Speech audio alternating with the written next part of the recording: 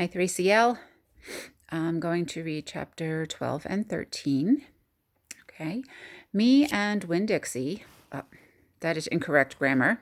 It's Winn Dixie and I. But anyway, me and Winn Dixie got to Gertrude's Pets so early for my first day of work that the close sign was still in the window. But when I pushed on the door, it swung open, and so we went on inside. I was about to call out to Otis that we were there, but then I heard music. It was the prettiest music I had ever heard in my life. I looked around to see where it was coming from, and that's when I noticed that all the animals were out of their cages. There were rabbits and hamsters and gerbils and mice and birds and lizards and snakes, and they were all just sitting there on the floor like they had turned to stone, and Otis was standing in the middle of them. He was playing a guitar, and he had on his skinny, pointy-toed cowboy boots, and he was tapping them while he was playing the music. His eyes were closed, and he was smiling. When Dixie got a dreamy kind of look on his face, he smiled really hard at Otis, and then he sneezed, and then his whiskers went all fuzzy, and then he sighed and kind of dropped to the floor with all the other animals. Just then, Gertrude caught sight of Winn Dixie. "Dog," she croaked, and flew over and landed on his head. Otis looked up at me. He stopped playing the guitar, and the spell was broken. The rabbits started hopping, and the birds started flying, and the lizards started leaping, and the snakes started slithering, and Winn Dixie started barking and chasing everything that was moving, and Otis shouted, "Help me!" For what seemed like a long time, me and Otis ran around trying to catch mice and gerbils and hamsters and snakes and lizards. We kept on bumping into each other and tripping over the animals, and Gertrude kept screaming, "Dog! Dog!" Every time I caught something, I put it back in the first cage I saw. I didn't care if it was the right cage or not. I just put it in and slammed the door. And the whole time I was chasing things, I was thinking that Otis must be some kind of snake charmer. The way he could play his guitar and make all the animals turn to stone. And then I thought, this is silly. I shouted over Winn Dixie barking and Gertrude yelling. I said, "Play some more music, Otis." He looked at me for a minute. Then he started playing the guitar. And in just a few seconds, everything was quiet. Winn Dixie was lying on the floor, blinking his eyes and smiling to himself and sneezing every now and then. And the mice and the gerbils and the rabbits and the lizards and the snakes that we hadn't caught yet got quiet and sat still. And I picked them up one by one and put them back in their cages. She's so smart. When I was all done, Otis stopped playing. He looked down at his boots. "I was just playing them some music. It makes them happy." "Yes, sir," I said. "Did they escape from their cages?" "No," Otis said. "I take them out. I feel sorry for them being locked up all the time. I know what it's like being locked up." "You do?" I said. "I have been in jail," Otis said. He looked up at me real quick and then looked back down at his boots. "You have?" I said. "Never mind," said Otis.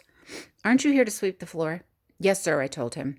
He walked over to the counter and started digging through a pile of things, and finally he came up with a broom. "Here," he said, "you should start sweeping." Only he must have gotten confused. He was holding out his guitar to me instead of the broom. "With your guitar?" I asked. He blushed and handed me the broom, and I started to work. I am a good sweeper. I swept the whole store and then dusted some of the shelves. The whole time I worked, Winn Dixie followed me, and Gertrude followed him, flying behind him and sitting on his head and his back and croaking real quiet to herself, "Dog, dog." When I was done, Otis thanked me. I left Gertrude's Pets thinking about how the preacher probably wouldn't like it very much that I was working for a criminal. Sweetie Pie Thomas was waiting for me right out front. "I seen that," she said. She stood there and sucked on her knuckle and stared at me. "Seen what?" I said.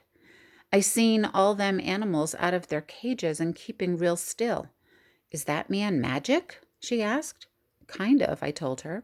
She hugged Winn Dixie around the neck. "Just like this grocery store dog, right?" "Right," I said. I started walking, and Sweetie Pie took her knuckle out of her mouth and put her hand in mine. "Are you coming to my birthday party?" she asked. "I surely am," I told her. "The theme is pink," she said. "I know it," I told her. "I gotta go," she said all of a sudden. "I gotta go home and tell my mama about what I seen. I live right down there. in that yellow house. That's my mama on the porch. You see her? She's waving at you." I waved at the woman on the porch, and she waved back.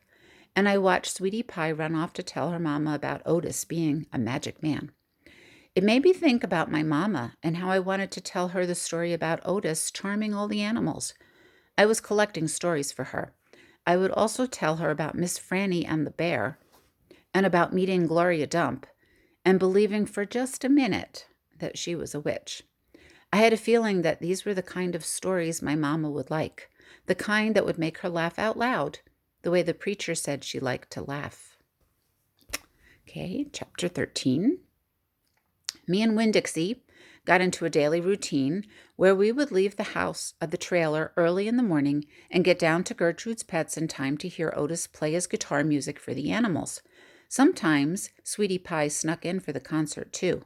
She sat on the floor and wrapped her arms around Winn Dixie and rocked him back and forth like he was a big old teddy bear. And then when the music was over, she would walk around trying to pick out which pet she wanted, but she always gave up and went home, because the only thing she really wanted was a dog like Winn Dixie. After she was gone, I would sweep and clean up and even arrange some of Otis's shelves, because he did not have an eye for arranging things, and I did. And when I was done, Otis would write down my time in a notebook that he had marked on the outside. 1 red leather collar, 1 red leather leash. And the whole time he did not in any way ever act like a criminal. After working at Gertrude's Pets, me and Winn Dixie would go over to the Herman W. Block Memorial Library and talk to Miss Franny Block and listen to her tell us a story. But my favorite place to be that summer was in Gloria Dump's yard. And I figured it was Winn Dixie's favorite place to be, too, because when he got up to the last block before her house, Winn Dixie would break away from my bike and start to run for all he was worth, heading for Gloria Dump's backyard and his spoonful of peanut butter. Sometimes Dunlap and Stevie Newberry would follow me. They would holler, "There goes the preacher's daughter visiting the witch." "She's not a witch," I told them. It made me mad the way they wouldn't listen to me and kept on believing whatever they wanted to believe about Gloria Dump. One time Stevie said to me, "My mama says you shouldn't be spending all your time cooped up in that pet shop and at that library sitting around talking with old ladies. She says you should get out in the fresh air and play with kids your own age. That's what my mama says." "Oh, lay off her," Dunlap said to Stevie. Then he turned to me. "He don't mean it," he said. But I was already mad. I shouted at Stevie. I said, "I don't care what your mama says. She's not my mama, so she can't tell me what to do." "I'm going to tell my mama you said that," shouted Stevie, "and she'll tell your daddy, and he'll shame you in front of the whole church. And that pet shop man is retarded, and he was in jail, and I wonder if your daddy knows that."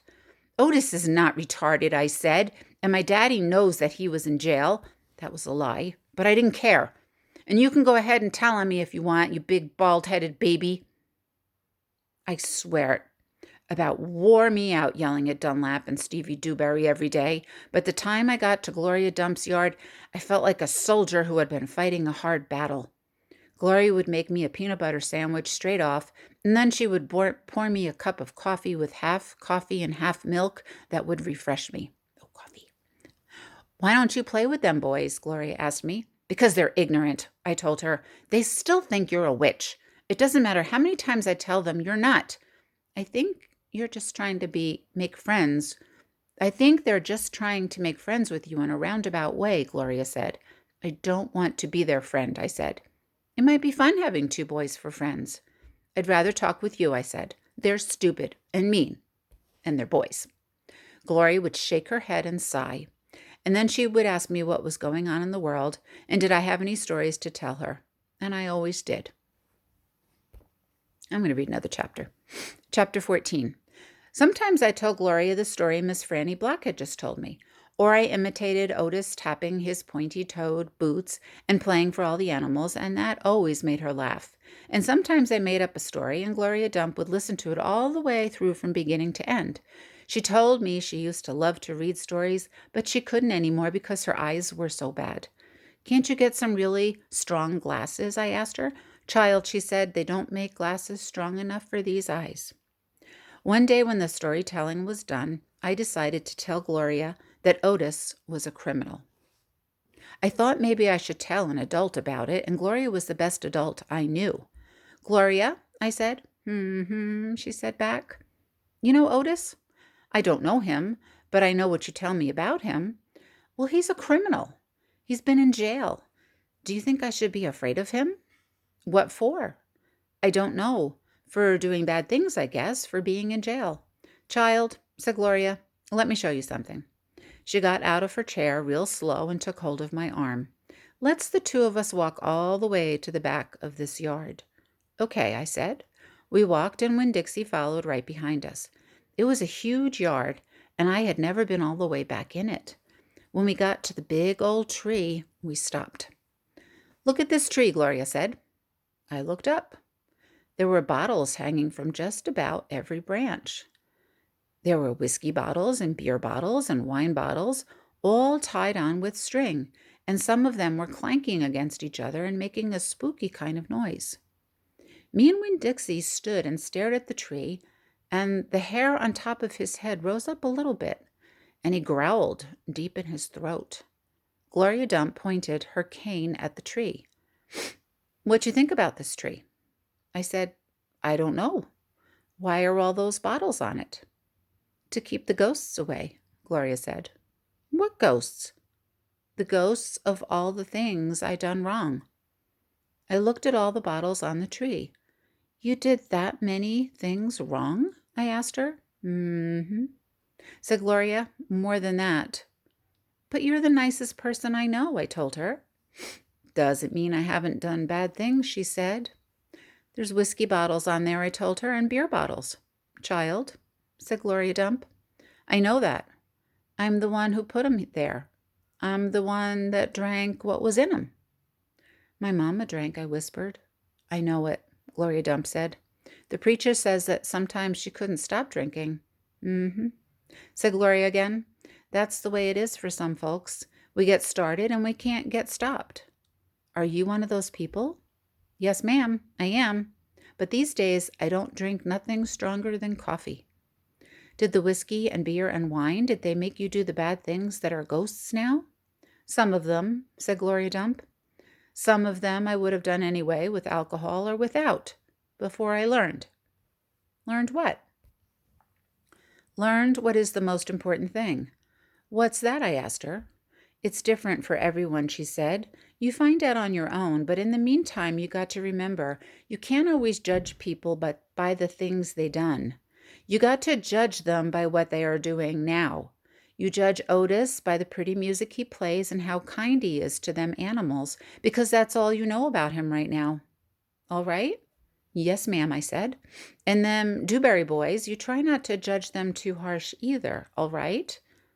All right, I said. All right then, said Gloria Dump, and she turned and started walking away. Winn-Dixie nudged me with his wet nose and wagged his tail. When he saw I wasn't going, he trotted after Gloria. I stayed where I was and studied the tree. I wondered if my mama, wherever she was, had a tree full of bottles, and I wondered if I was a ghost to her, the same way she sometimes seemed like a ghost to me. Okay, I'm done. Hope everything's good. I miss you. Keep plugging away at the work. I think we only have like 4 weeks left. You can do it. For those of you that are on Microsoft Teams, you can chat with me if you want, and I can return your chats, okay? So look into that, and yeah, send me chats. I miss you guys. I love you. Bye.